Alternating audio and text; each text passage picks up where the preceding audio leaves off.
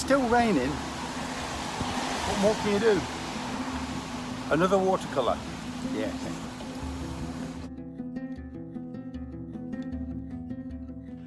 Right. I have to say, this is a second attempt. Life's not easy sometimes, and you just have to admit that something doesn't go quite right. It wasn't bad. I had a go at another painting, and it just wasn't good enough in the end. And with watercolour, it's very difficult to correct things when they've gone too far. So it wasn't bad, but it's not good enough. This one's okay, so I'm going to let this one through. But it's a second attempt. Okay, right, let's press on. Okay, so I've got the paper vertical this time, portrait way up, because I'm going to do quite a big foreground in the bottom lower third. So it's houses and farm buildings in a landscape. You'll notice I've got the board tilted up on a support board there, so the paper is on a tilt. And I'm just putting some wet in wet here.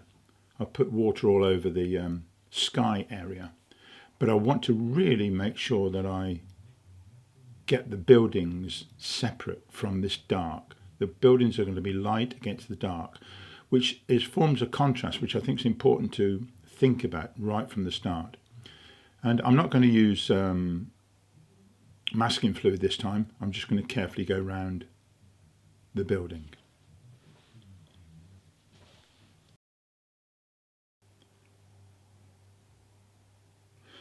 This is more Payne's grey going in, and again just outlining the building there, which I'll keep nice and bright.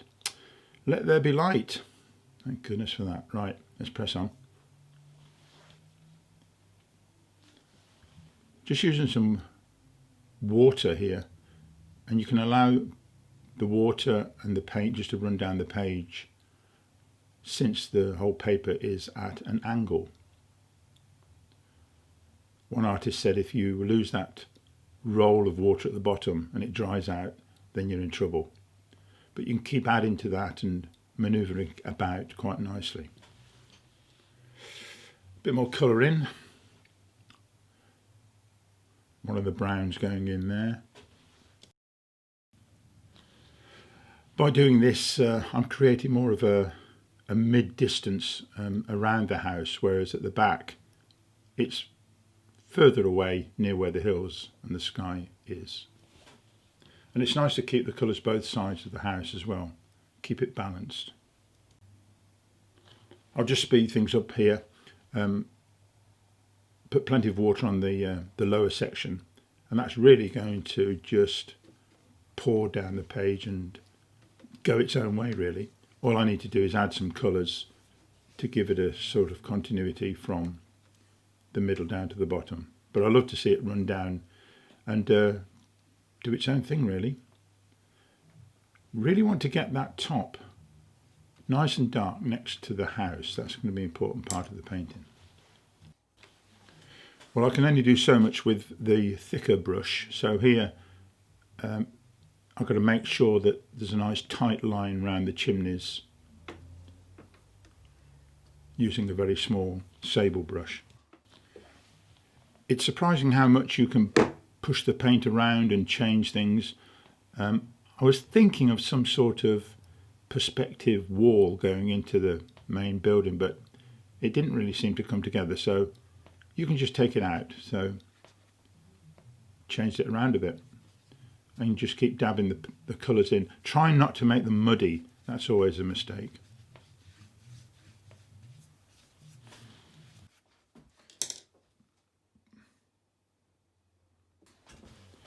I've dried the painting off here with the hairdryer, and I've taken the tilted board away. In fact, for some of that work I actually stood up. Now I'm going to do some more detail on this building. I've copied it from another painting, by the way, but there's nothing wrong with that. Sometimes difficult to make up buildings. This is a really nice, interesting collection of outhouses. But what I must remember is the direction that the light is coming from. And in this case, it's coming from the right-hand side. So I'm just putting some colour, light colour, on the whole lot to make it not just pure bare white. and gives it a little bit of texture as well.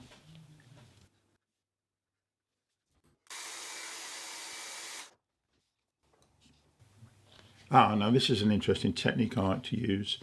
You put the brush well on its side and just scrape it all across the paper. Has a nice textural effect as you catch the grain of the paper. But now I'm back onto the brush being used in a conventional way, you might say.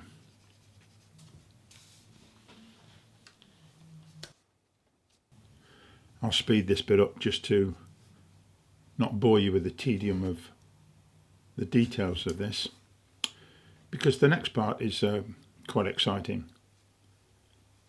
I'm going to do the foreground here and get a nice big brush with lots of wet and colour on. I'm lifting the paper up to let it run as well. In fact, John, I think it would be a good idea to get that sloping board out again and pin the paper onto that. There you go. Well done. Right, let's get moving. Right, I'm coming in here with the spray bottle. Really, really good fun to use this is. You can see the paint running down the paper.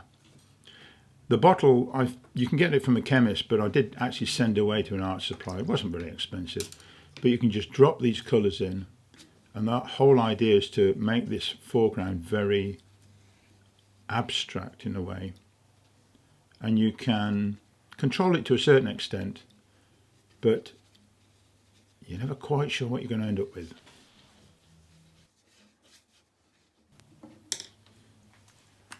A bit more of the spray bottle here. It's just clean water, nothing more.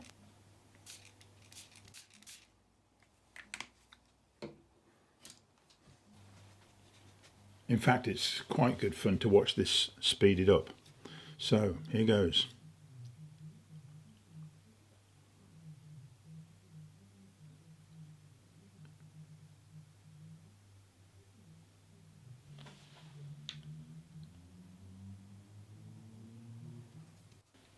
You'll surely notice here how when the paint is dry, it tends to be a lot paler than when it's wet.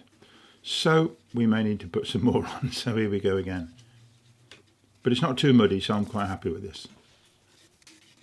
You'll notice at this point I've used a fan brush as well to add some texture at the top, where it won't be running, but it's nice to drop it in lower down and give it an extra persuasion, pick the paper up and give it a shake.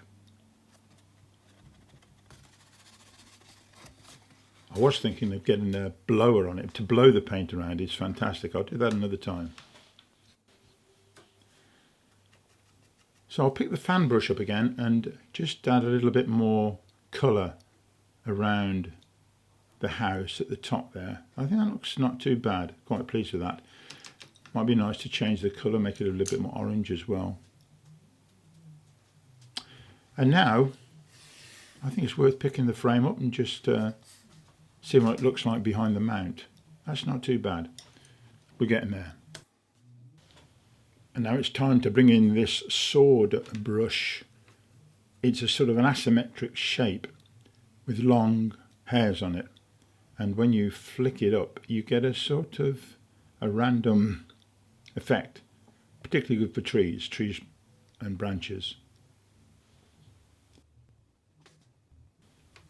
And now I'm going to use the brush on its side, look, just pushing the paint around to catch the surface.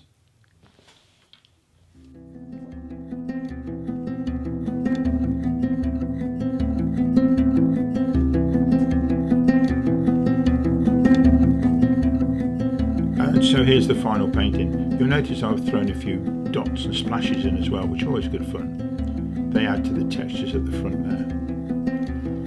You can see how the house stands out against the dark background around it. Okay, well, thank you very much for watching, and I will see you next time. Okay then, stay safe and bye-bye.